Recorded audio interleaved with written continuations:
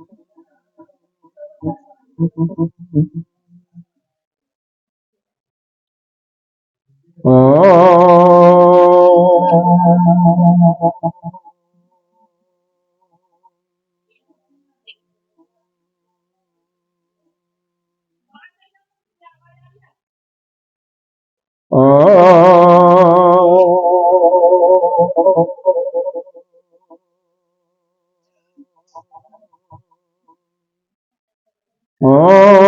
सहनावतु सहनो भुनक्तु सह वीर्यं करवावहै तेजस्विनामस्तु मा विद्विषावहै।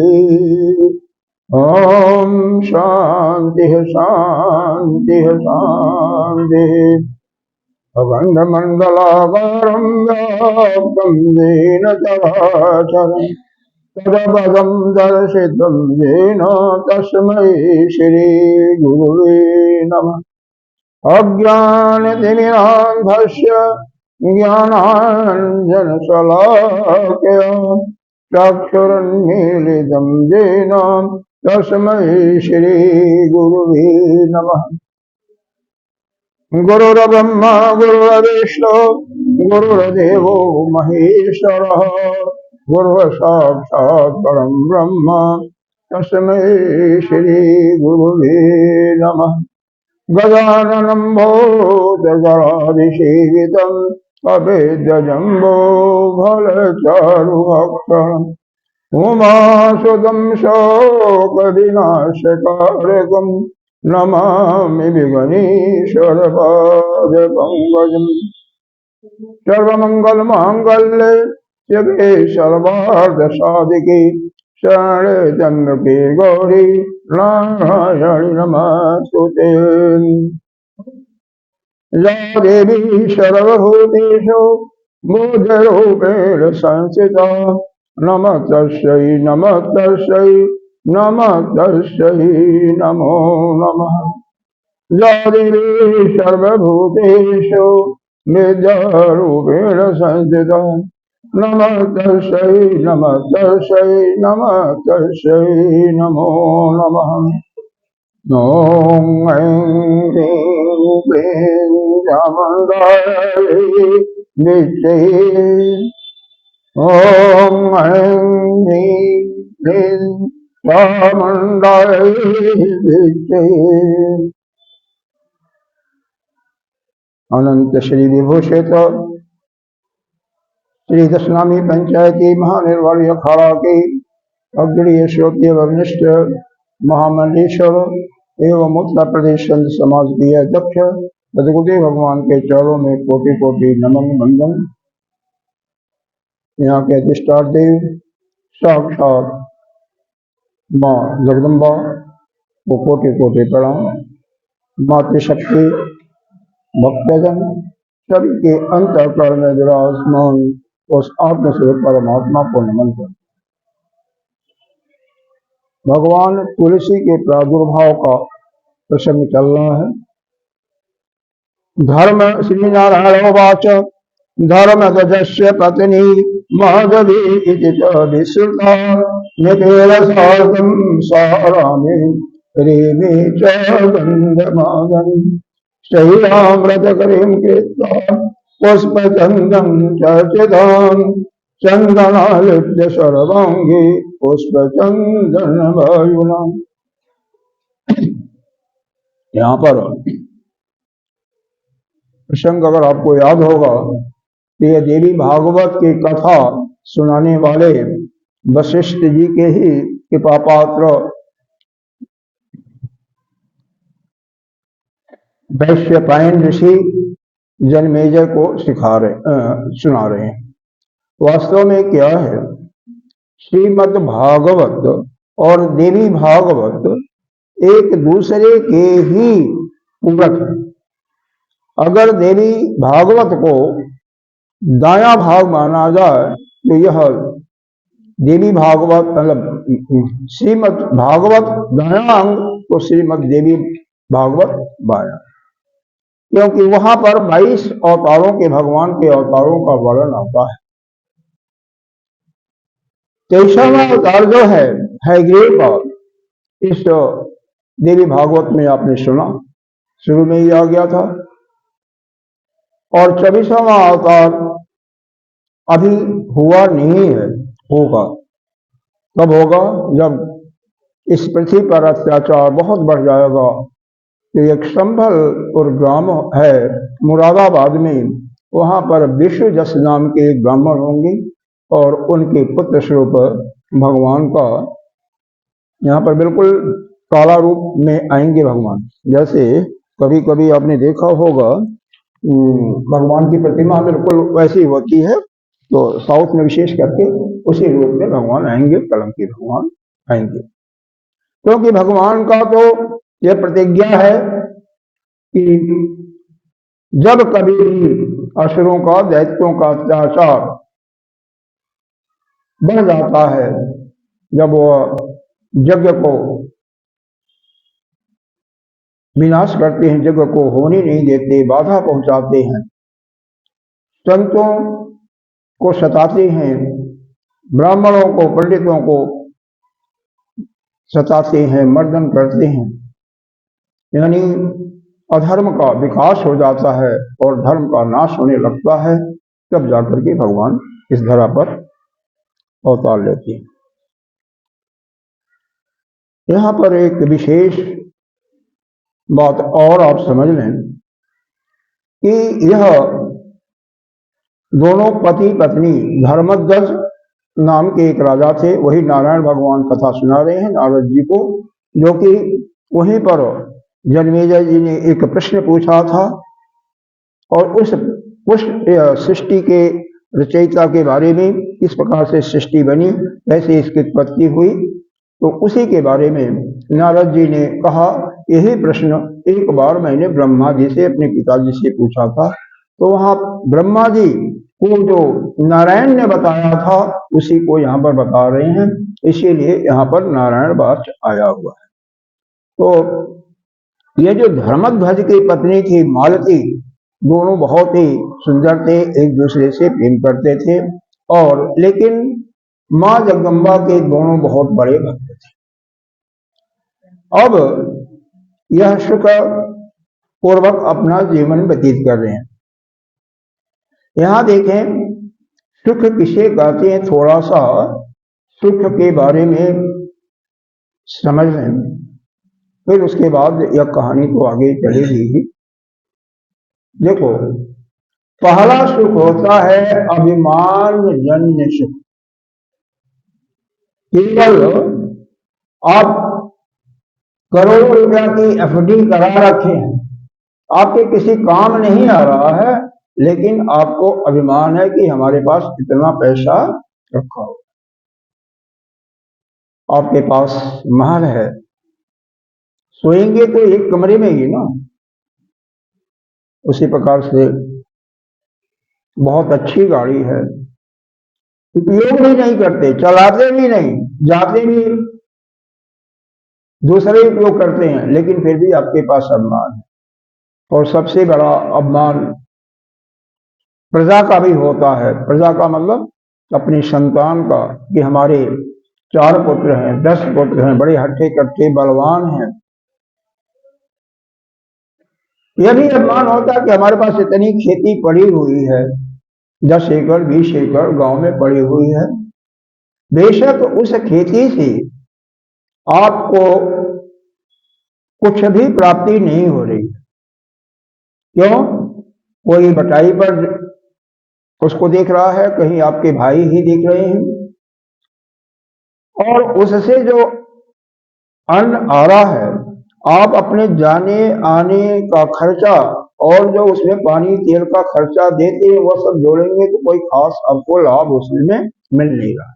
लेकिन फिर भी जिस समय उसी खेत को आप चाहें कि मैं स्वयं उसका उपयोग करूंगा, स्वयं खेती करके अच्छी फसल उपजा करके और हम ज्यादा से ज्यादा लाभ कमाएंगे, तो जिस समय जिसको भी लिया हुआ है उसको जब लेने की बात करेंगे या बेचने की बात करें कि मैं इसको बेच दूंगा, तो उससे आपकी दुश्मनी हो जाएगी, चाहे वो आपका भाई हो, सगा भाई हो, और चाहे वो कोई अन्य हो। तो यह केवल यह सुख जो है अभिमान जन्य सुख होता है। आपके पास बस इतना है, कई सेठ तिजोरी में बहुत सारा पैसा रखे रहते हैं, नित्य प्रति देखते हैं।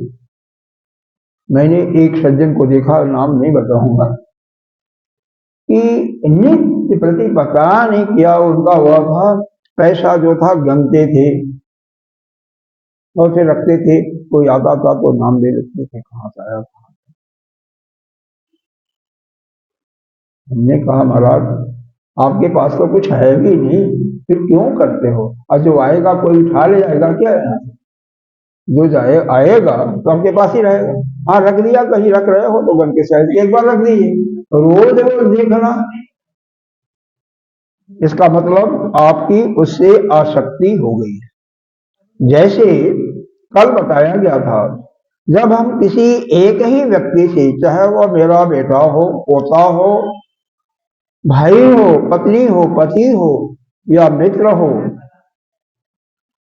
शत्रु हो, उससे जब हम लगातार उसी का चिंतन करते हैं, उसी के विषय में विचार करते हैं, इसका तात्पर्य है कि आपका उस व्यक्ति से आसक्ति होगी और उसका परिणाम क्या होगा?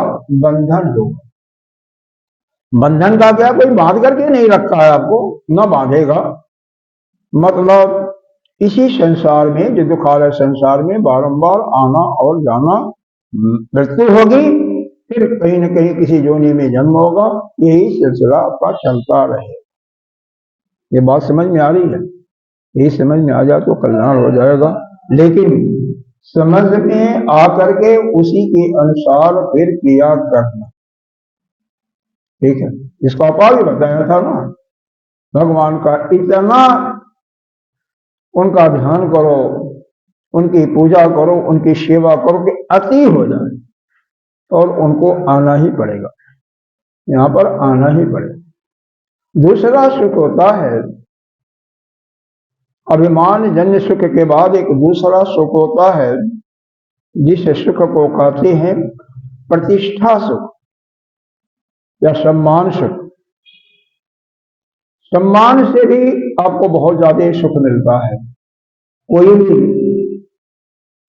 किसी समाज में, किसी गांव में, किसी जिले में, प्रदेश में, राष्ट्र में, जब कुछ लोग आपकी बड़ाई करते हैं, आपका जश गाते हैं, तो भी आप भूल जाते हैं, अच्छा भाई कुछ है नहीं, जैसे आप हैं वैसे ही। लेकिन आपका जश लोग गा रहे हैं, पेपर में आपका नाम आ रहा है, अमुक अमुक आपके विषय में कुछ बढ़ा चढ़ा करके लिखा जा रहा है, तो आप वह जो सुख की अनुभूति आप कर रहे हो, उसको कहते हैं सम्मान जन्य सुख या प्रतिष्ठा जन्य सुख। एक होता है भोग जन्य सुख, तीसरे प्रकार का सुख होता है भोग जन्य। किसी वस्तु का उपभोग करते हो, उससे जो सुख की प्राप्ति होती है, उसको हम भोगजन्य सुख कहते हैं। लेकिन ये भोगजन्य सुख में विचार करें, किसी चीज का हम भोग करते हैं तो उसका सुख कितने समय तक होता है? थोड़े समय तक होता है। जब वह भोजन, चाहे भोजन हो, चाहे आपके नेत्रों से किसी सुंदर रूप को देखा, कुछ समय के बाद वो अदृश्य होगा, उसके बाद उसका सुख आपका चला जाएगा। भोजन कहाँ जाएगा? उसका जो, या समझिए कि जो कचरा इत्यादि है वह मल के रूप में बाहर निकलेगा, और जो शुद्ध रूप है तत्व के रूप में वह रक्त बन जाएगा, रस बन करके, रक्त बन करके शरीर का पालन पोषण करेगा। बस सिंपल तरीके से इतना ही समझ लें। जैसे गन्ना देखा होगा, कोल्हू में जब उसको हम मशीन के द्वारा पेरते हैं तो एक रस निकलता है, वह तो आपके अलग पात्र में आ जाता है और जो बिल्कुल बेकार हो जाता है बाहर। उसी प्रकार से आप जो कुछ खाते पीते हैं वह हमारे शरीर में जो उसका मुख्य तत्व है, रस है, वह तो रस के रूप में आ गया। अब बाकी पृथा हो जाता है, वह बेकार चला जाता है। अब पानी को पीते हो ना, पानी को पीते हो ना, इससे देखो पानी के भी तीन चीजें बनती हैं। जो सबसे मूल में है पानी का, सबसे सार रूप है, सबसे महत्वपूर्ण पानी का एक अंश है, वह उससे आपका यह जो प्राण चलता है, प्राण बनता है। इसलिए पानी को पूरा पीना चाहिए, कम नहीं पीना चाहिए। जो कम पीते हैं वो ठीक नहीं है। पानी के साथ साथ जितना भी लिक्विड पदार्थ आप लेते हैं, दूध है, फल का जूस है, सब्जी का जूस भी लेते हो, यह बिल्कुल बारीक चीज, इनका जो वह द्रव से जो होता है, जो सबसे सूक्ष्म भाव होता है, जो उसका सार होता है, उससे आपका प्राण बनता है। दूसरे से क्या होता है, उससे ऊपर वाला जो पोषण होता है,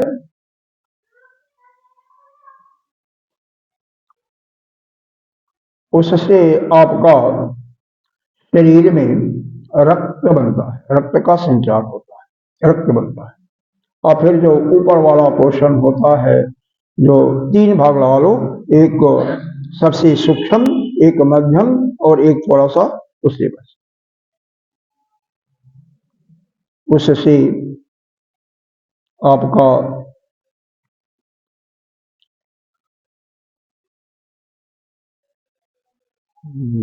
रस, रक्त, वो तो रस से ही वीर्य भी हो जाएगा। यहाँ पर उसका दिया हुआ है कि शरीर के अंदर ही जैसे 7 धातु होती हैं, पहले उसको आप समझें। पहले रस होता है, रक्त होता है, फिर मांस, मज्जा, हड्डी, त्वचा, और बीच में एक और होता है सफेद सफेद, जिसको क्या कहते हैं? हाँ, ये तो अलग चीज है, वीर भी है। एक चीज और होता है, मांस, मज्जा, हड्डी होता है, हाँ, मेरू होता है।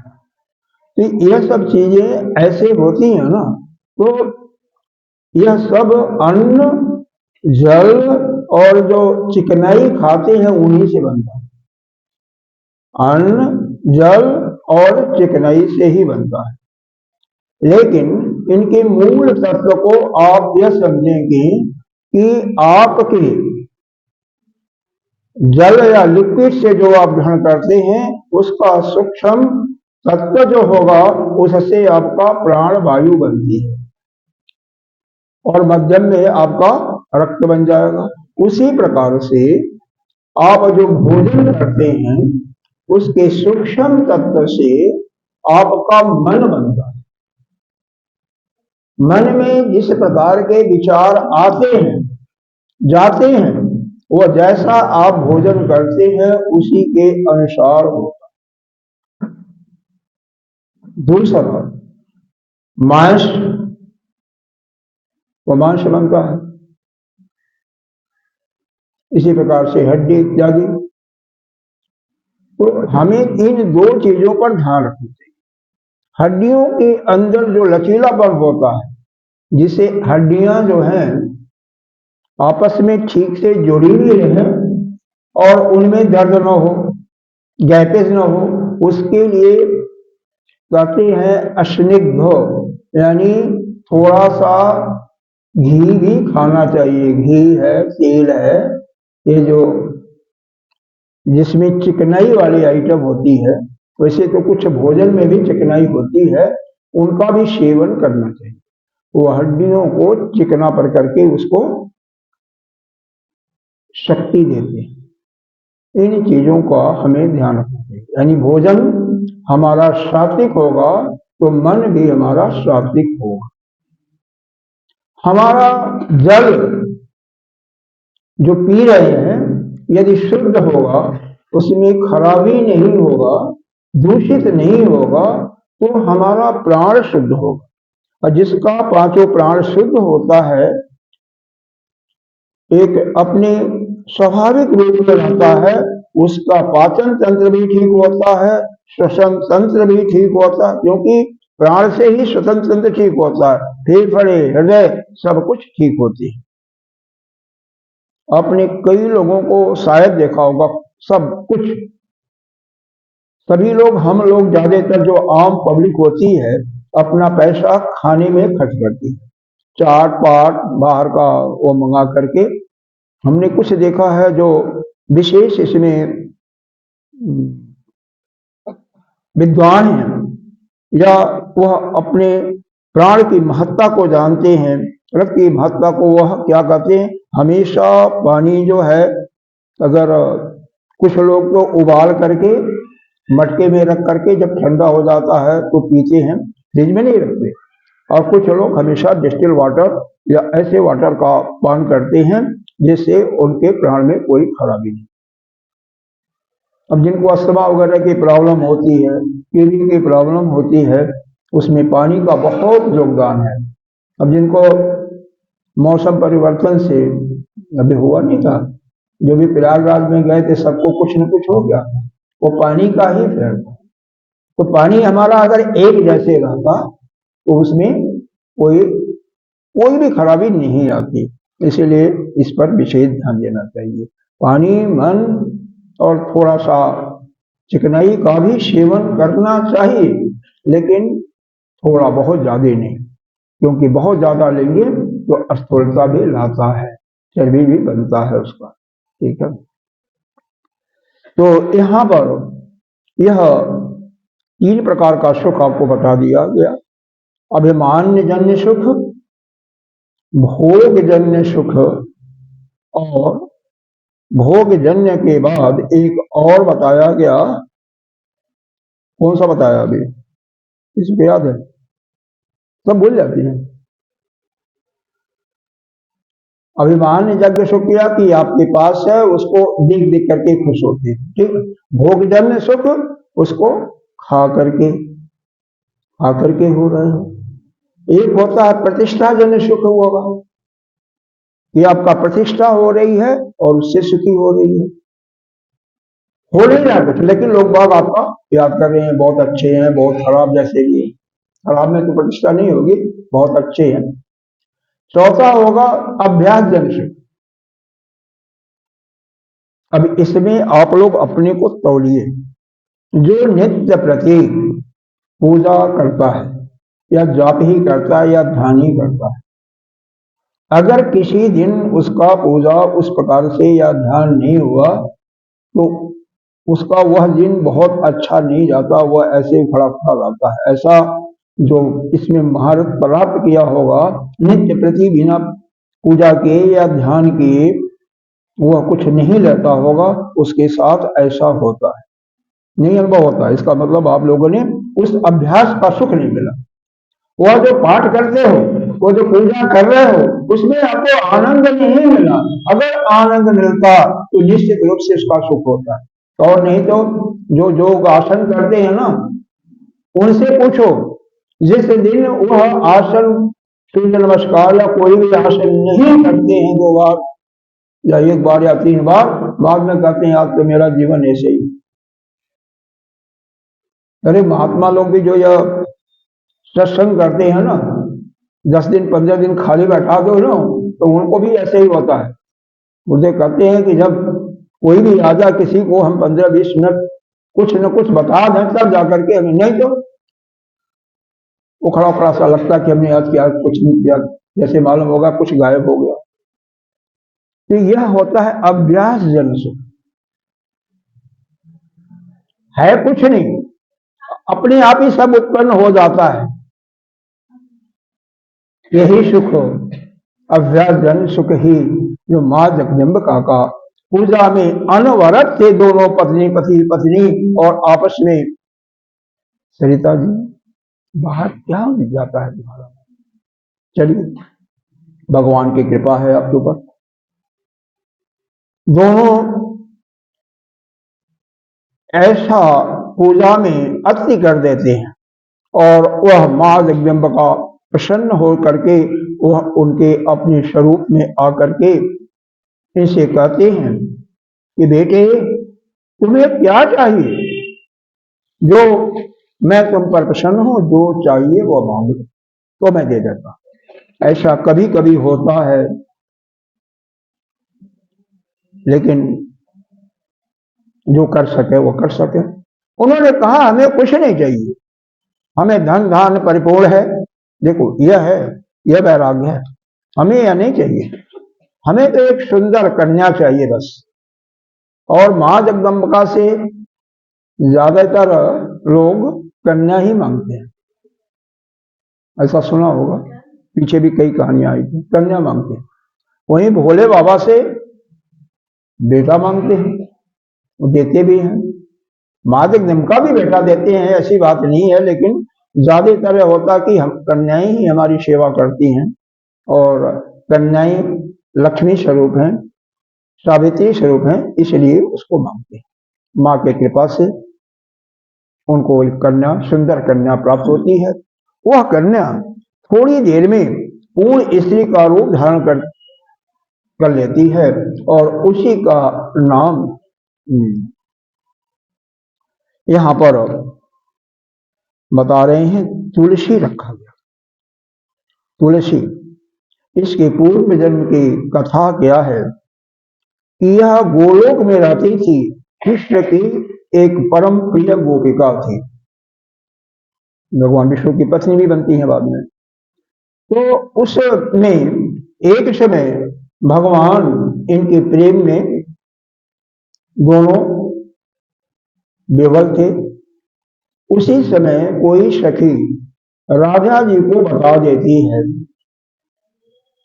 राधा जी प्रधान सखी थी, उनको क्रोध बहुत था, हो ही जाता है, और क्रोध स्वरूप कृष्ण की भी बहुत भर्त्सना करते हैं, उनको भी बहुत भला बुरा करती हैं, और इसको श्राप दे देती हैं तुलसी को, जाओ तुम जो है मृत्यु लोक में चले जाओ। समझ रहे, मृत्यु लोक के श्राप से अब यहाँ पर जाती हैं। उसी के श्राप के फलस्वरूप यह यहाँ पर धर्मध्वज और माधवी के घर पैदा हुई थी। इन्हीं के साथ एक और सखा था जिसका नाम था सुदामा। वह सुदामा नहीं जो भगवान के मित्र थे, वह नहीं, भगवान के या गोप थे सुदामा। यह भी एक समय की बात है, भगवान किसी गोपिका के साथ, बिरजा नाम था उसका, शायद सुना होगा, वो भी भगवान कृष्ण की बहुत ही चहेती थी, उसके साथ उनका रासलीला चल रहा था। उसी समय किसी ने राधा जी को बता देता है, और राधा जी वहां आकर के बिरजा तो खैर उनके क्रोध को देखते देखते वही नदी रूप में प्रवाहित हो जाती है, उसको तो श्राप भी नहीं देना पड़ा, वह सीधी नदी बन जाती है, ऐसा ही वर्णन यहाँ पर है। और सुदामा ने इनको राधा को रोका था, क्योंकि भगवान को जब भला बुरा कहती हैं तो सुदामा भी भगवान का पक्ष लेकर के उनको बहुत कुछ भला बुरा करता है। अब उसका डिटेल यहाँ पर हम नहीं करेंगे। जैसे आप किसी को कहो कि आप बेईमान हो, चोर हो, या आप ठीक तरह से निर्णय नहीं कर रहे हो, आपने अपशब्द बोला है, तो दूसरा जो प्रतिवादी है वह भी यही बोलता है, वादी वो भी यही बोल रहा है कि तुमने भी तो क्या किया, हमने अगर तुम्हें कुछ कहा तो तुमने कौन शांत रहे, तुमने भी तो बोला। इस प्रकार से कहा सुनी ये स्वाभाविक है, होता रहता है। हम देखो पहले हुआ है तो आजकल हो रहा है, तो कोई चिंता मत करना। वहां पर आधी घड़ी के लिए उस तुलसी को मिला था कि जाओ तुम मृत्यु लोक में। आधी घड़ी का मतलब जो वहां पर गोलोक में आधी घड़ी है, यहाँ का पृथ्वी लोक का एक मनवंतर हो जाता है। मनवंतर का मतलब, एक मनवंतर का मतलब 71,000 चतुर्युगी, इतनी वर्ष बीत जाती है, इतनी वर्ष बीत जाती है। तो वह सुदामा को श्राप मिला था, राधा जी ने दिया था, क्योंकि उसने भला बुरा कहा था कि जाओ तुम मृत्यु लोक में चले जाओ और दानव बनो, राक्षस बनो, दैत्य बन जाओ। इन्होंने भी श्राप दिया, तुम्हारा भी 1 वर्ष तक तुम्हारा कृष्ण से वियोग हो। सुदामा भी कम नहीं थे, क्योंकि सारे भगवान के भक्त थे, भगवान के प्रिय सखा थे। वह जो सुदामा था वह शंखचूड़ नामक यहाँ पर राक्षस बनता है, दानव, शंखचूड़ नामक दानव बनता है। क्योंकि शंखचूड़ के अंदर, यानी जब वह सुदामा नाम का गोप था भगवान का, और ये जो तुलसी थी गोपिका, इसके प्रति वह कामुक हो गया था, कामुक दृष्टि से देखा था। उसके अंदर तुलसी को प्राप्त करने का एक बहुत बड़ा मनोवेग हो गया था। इसीलिए कहा जाता है कि कोई इच्छा कामना मत करो, वह कामना की पूर्ति इस जन्म में नहीं तो किसी जन्म में होती, अवश्य होती है, किसी रूप में, जब तीव्र कामना जिसके अंदर आ जाती है। अगर नहीं होती है तो स्वप्न में होती है, कहीं न कहीं तो होती है। उसी के फलस्वरूप यह दोनों बाद में पति पत्नी के रूप में आते हैं। कौन? तुलसी और शंखचूड़। क्योंकि वह शंखचूड़ जो है, सुदामा नामक गोप जब गोलोक में था, तो तुलसी जब भगवान की सहचरी थी, तो दोनों में आपस में उसके अंदर, विशेष करके सुदामा के अंदर कामुक भाव आया था, इनके अंदर वर्णन नहीं लिखा। लेकिन उसके पहले 1,00,000 वर्ष तक तपस्या करती हैं तुलसी, कम नहीं है। 20,000 वर्ष लिखा हुआ है, ऐसे लिखा हुआ है, देखो 20,000 वर्ष फल तो यासना चा, फल और जल पर इन्होंने जीवन निर्वाह किया। 30,000 वर्ष पत्रहारा तपस्विनी, पत्र करते हैं पत्ते को, पत्ते को खा करके 30,000 वर्ष, 50 हो गया। 44,000 वायुहारा किशोदरी, वायु पी करके कितना? 40,000 वर्ष। देखो चत्वार करते 40 को, 7,000 मतलब 1000 वर्ष तक किया। तो 10,000 निराहार, उसके बाद 10,000 वर्ष तक निराहार। इस प्रकार से तपस्या करने के बाद वह ब्रह्मा जी प्रकट होते हैं, और ब्रह्मा जी वरदान मांगने के लिए इनको कहते हैं। ब्रह्मा जी क्या कहते हैं? वरम गणेश तुलसी जत्ते मन शिवांजितम हरि भक्तिम हरे दास्यम जड़ मरतामपि। तुलसी वाचो श्रोतात प्रवक्ष्यामि जन्मे मन शिवांशितम सर्वज्ञशा अपि पुरता कालज्ञ मम सामृतम। अहम तो तुलसी गोपी गोलोके अहम तिष्ठिता पुरा ईश्वर प्रिय किंकरे च तन्दसा तत सखी प्रिय गोविंदः शंभो अतिशंभ भोक्तां त्यक्तां मां च मोक्षिताम्। भगवान ब्रह्मा जी बोलते हैं, इस समय चाहे हरि का प्रेम, भगवान का प्रेम तुम चाहती हो, या अजरता जन्म मरण से मुक्त होना, अमरता मतलब अजन्मा, जन्म मरण से मृत्यु अर्थात मोक्ष, जो भी तुम्हारे मन में अभिष्ट इच्छा हो उसको मांग लो। तुलसी कहती हैं आपको तो मुझे पता है मेरे बारे में, मैं पूर्व जन्म में कन्हई की ही प्रेमिका थी, गोपिका थी। मेरा मन उस चतुर्भुज में नहीं लगता है, विष्णु में नहीं लगता। मैं तो चाहती हूँ कन्हई को, लेकिन कन्हई के कहने से मैं उनकी पत्नी बनने के लिए या उसमें उनकी अनुचरी में स्वीकार किया। अब जो हमने श्रापी श्रापा का बात किया ना, वही फिर यहाँ पर दोहराया गया है, श्रापी शेपा से हमें आ गए। तो वही बात सुदामा के विषय में बता दिया गया। अब यह दोनों एक बार एक पर्वत पर रमणीय रहते थे, जुआ हो गए हैं।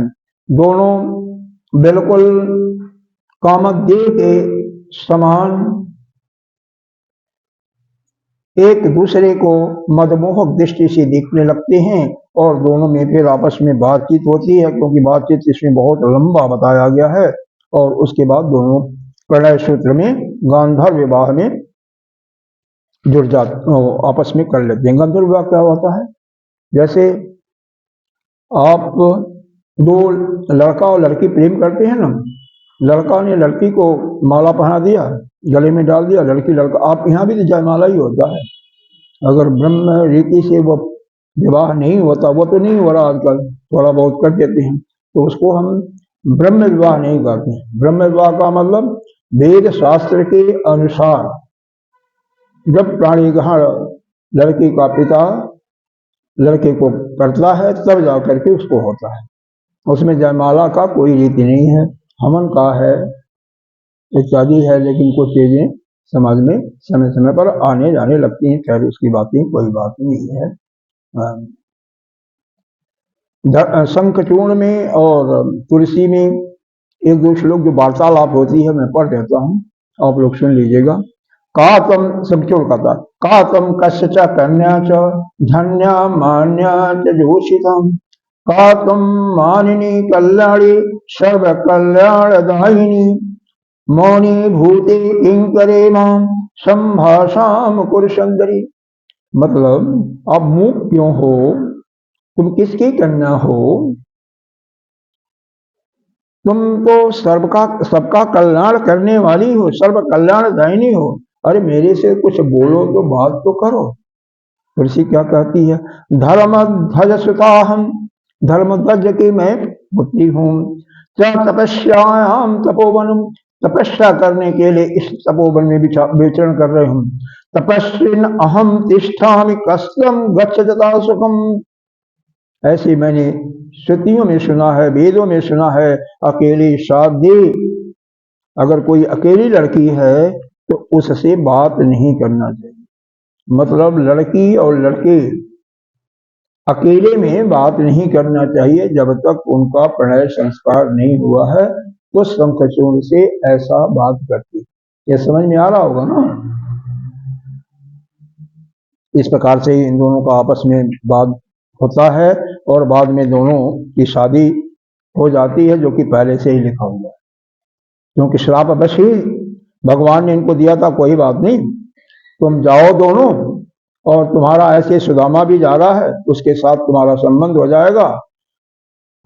और यह जो जा रहा है सुदामा, शंखचूर्ण नामक दैत्य बन रहा है, इसके गले में मेरा ही एक चिन्ह है वक्षस्थल पर, उसके कारण से इसको कोई हरा नहीं पाएगा।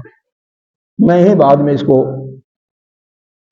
मेरी योजना से बाद में मरेगा, और तुम भी जो है बाद में विष्णु की पत्नी बनोगी, उनके पास चले जाओगे, तुम्हारे के साथ भी मैं आऊंगा, और सब कुछ भगवान ने पहले दे दिया था।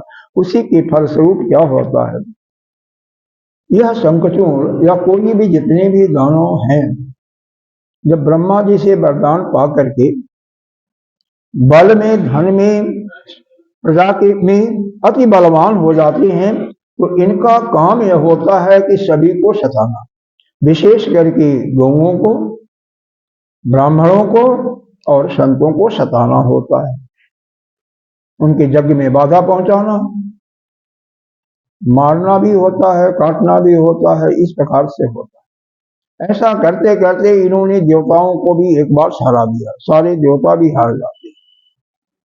और उनका भी राज संपत्ति छीन लेता। फिर सभी देवता एकत्रित होकर के ब्रह्मा जी के पास जाते हैं, ब्रह्मा शिव जी के पास और फिर नारायण जी के पास जाते हैं। सभी मिलकर के कहते हैं कि प्रभु कुछ ऐसा करो जिससे यह परम तेजस्वी वो आप ही का कवच धारण कर रखा है, और धारण नहीं किया बल्कि उसको जन्मजात है, और उससे वह मर कोई हम लोग प्राप्त नहीं कर सकते भगवान विष्णु से या नारायण से। आपने महाभारत में भी देखा था, उसका भी जो कवच था ना, वह जन्मजात था। पैदा होते ही भगवान सूर्य की कृपा से कवच, अगर वह कवच कोई कुंडल कवच था, कोई नहीं निकालता, भगवान ने इंद्र ने ही निकाला, पत्थर वह छल किया था, तो यह समझो कि उसे कोई मार ही नहीं सकता। कवच इतना अभेद था कि कोई भी शस्त्र उसको छिन्न भिन्न नहीं कर सकता। तो ये हालत में शंख चूर्ण का था। और यह तुलसी क्या करती थी, जब वह युद्ध में जाता था तो यह हरि की प्रार्थना में यानी नारायण की प्रार्थना में बिल्कुल बेहाल हो जाती।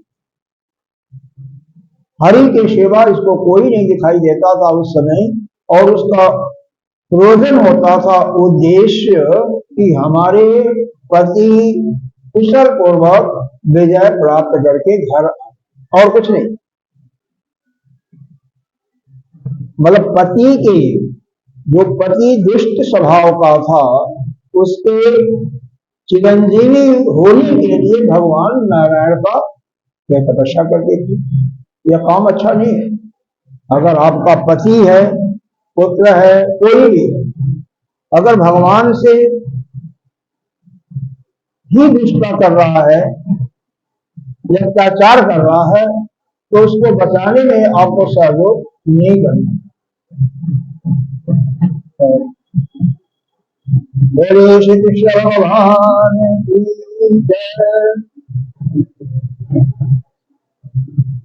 हरे कृष्ण कृष्ण कृष्ण हरे हरे, हरे राम हरे राम राम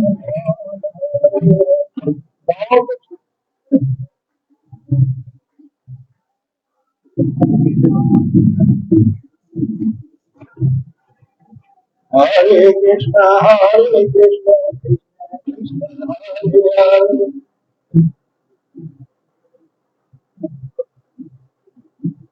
हरे कृष्ण कृष्ण कृष्ण हरे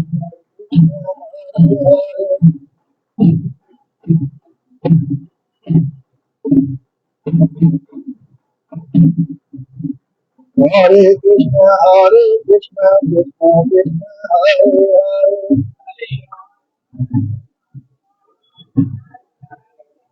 हरे कृष्ण कृष्ण कृष्ण हरे हरे। तो फादर बन गए लोग आवाज बनाए, हरे कृष्ण कृष्ण कृष्ण हरे हरे,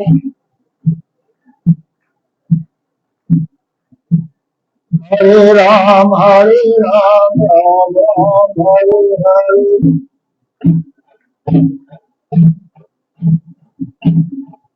हरे कृष्ण कृष्ण कृष्ण हरे हरे,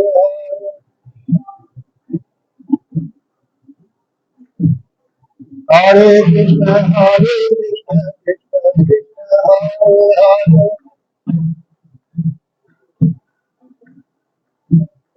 हरे कृष्ण कृष्ण कृष्ण हरे हरे।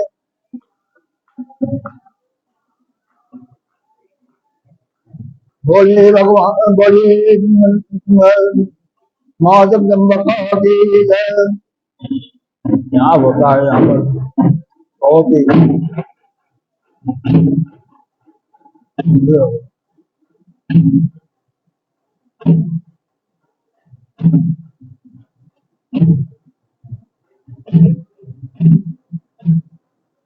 बंद कर लो, बंद कर लो।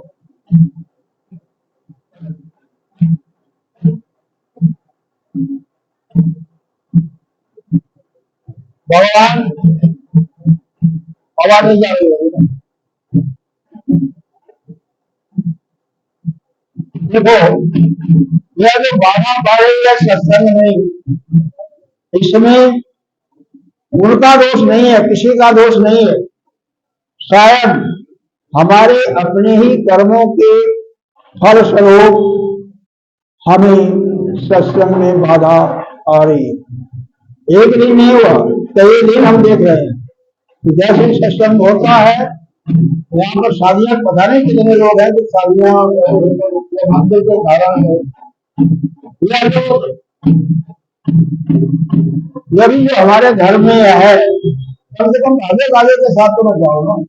अगर वहां पर सत्संग हो रहा है तो इसका ध्यान रखना चाहिए, लेकिन कोई नहीं मानता, कोई नहीं मानता। तो भगवान नारायण ने कहा ठीक है, वह संत जोड़ जो है मेरा ही भक्त है, और यह तुलसी भी मेरी ही भक्ति है, मैं सब ठीक ठाक करूंगा। और भगवान शिव जी को एक त्रिशूल देते हैं कि आप इस त्रिशूल से उसका वध करो। और कब वध करोगे? जब मैं जा करके तुलसी के महल में छल पूर्वक उसका इस तत्व को भंग करूंगा।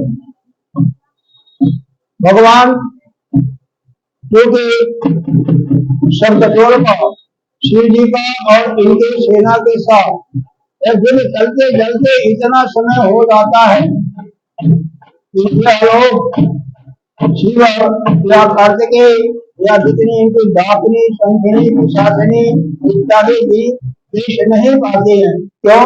उसको तो कोई मार ही नहीं सकता था।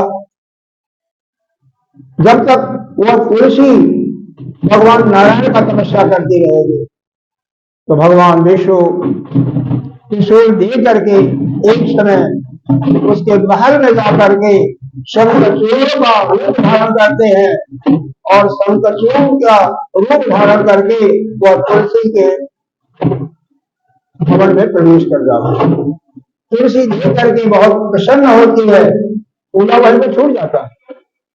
जिस समय वह अपने पति के रूप में, ठीक है भगवान है, छल के रूप में है, जैसे इनको देखती है तैसे ही उसका तपस्या भंग होता है। करने करने वाली परमात्मा देखो कैसे करते हैं। वो कहती है कि स्वामी आप इतनी जल्दी आ गए, इसका मतलब आपने शत्रुओं का संहार कर दिया, आपका विजय हो गया। बहुत सुंदर बात है, कुछ बोलते नहीं है, क्योंकि भगवान भी झूठ नहीं बोलते, इसमें कुछ नहीं बोलते, चुप रहते। और फिर उसके साथ भगवान संभोग करते हैं। जब संभोग करते हैं और भगवान का तो संकेत पा करके शिव जी उसी समय त्रिशूल चलाते हैं और शंखचूड़ का वध होता है। तो छल भगवान ने तो कई बार किया हुआ है। किस लिए किया है? समस्त जीवों का कल्याण करने के लिए। जो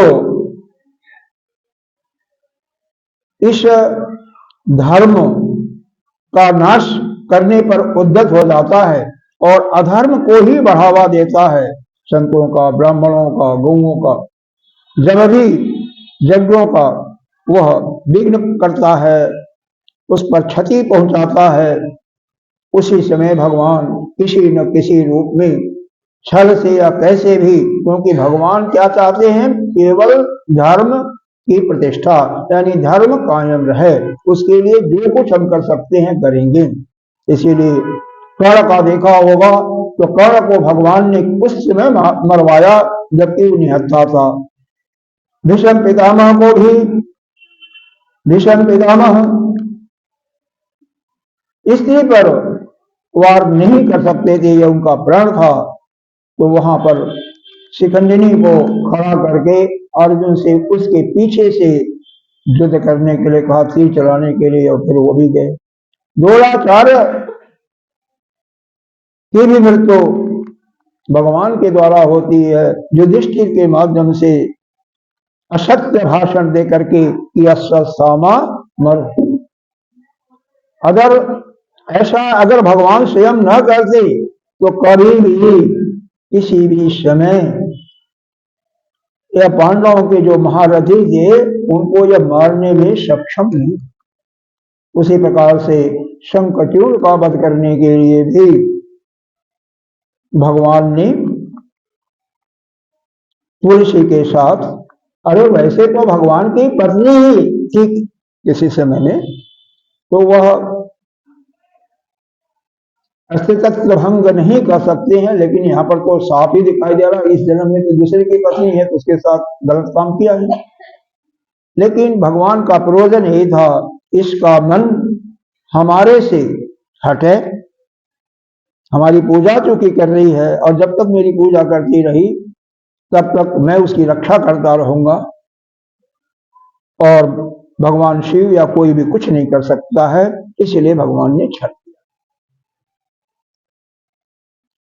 अब ये सब होने के बाद असली का यह मालूम हो जाता कि नहीं आप कौन है।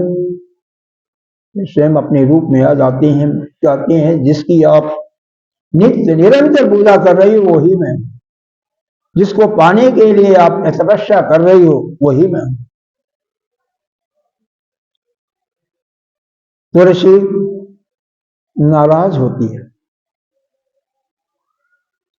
वह श्राप दे देती है कि आपने मेरे साथ छल किया। ठीक है, मैं आपकी भक्त हूं, लेकिन आपने छल किया, इसलिए मैं आपको श्राप देती हूं। आज से तुम वो जो शालिग्राम की मूर्ति है ना, उस रूप में हो जाओ और उसमें छेद होता है, एक कीड़ा, उसको काट करके देखेंगे तो उसमें एक सुराख होता है। इस प्रकार से कीड़े से विधे ही रहो।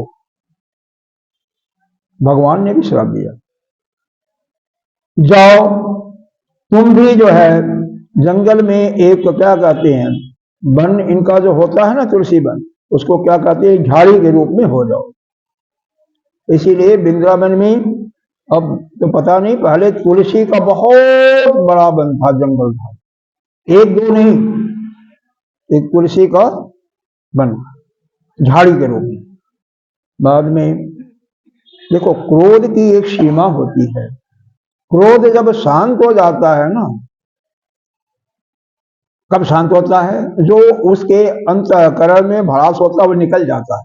जैसे वो निकला जैसे उसको बाद में ध्यान आता कि हमने क्या कर दिया, बहुत अनर्थ कर दिया, भगवान के चरणों पर गिरती है, भगवान से क्षमा मांगती है। भगवान कहते हैं ये देवी चिंता मत करो, यह मेरी ही इच्छा से सब कुछ हुआ है, मैं ही जानबूझ करके यह सब तुम्हारे मुख से यह सब किया है। क्यों? आज से तुम इस धरा पर पूजी जाओगी और जब तक तुम्हारा उस भोजन में भोग नहीं लगेगा, तुम्हारा मतलब एक पत्ता एक दल उसमें डाल करके भक्तजन हमें अर्पण नहीं करेंगे, तब तक उस भोग को मैं स्वीकार नहीं करूं। आज से तुम पूरे इस धरा पर पूजी जाओगी और मैं भी निर्गुण निराकार के रूप में वह रहूंगा, सगुण साकार के रूप में नहीं। और तुम अब शीघ्र ही इसी क्षण शरीर को छोड़ो और जाकर के चतुर्भुज धारी चार भुजा वाले भगवान विष्णु की प्रेयसी बन जाओ। इस प्रकार से शंखचूर्ण और तुलसी का कथा समाप्त होता है। यह अंसुया जी जरा इसको बंद करके दोबारा इसका दूसरा वीडियो चालू कर दीजिए।